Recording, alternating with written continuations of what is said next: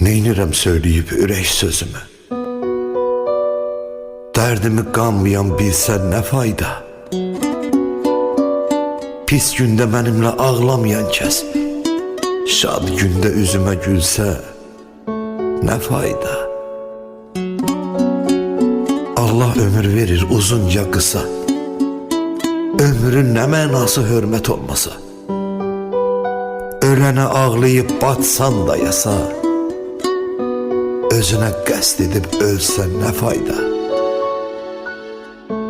Birinə yaxşılıq olsa niyyətin, olsa da düzlüyün, səmimiyyətin, o da nankor çıxsa hər əziyyətin, üstündən xət çəksə, silsə nə fayda?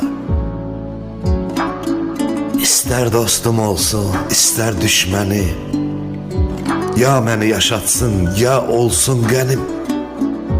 Sağ ikən dərdimi bilməyən mənim, qəbrimin üstünə gəlsə nə fayda?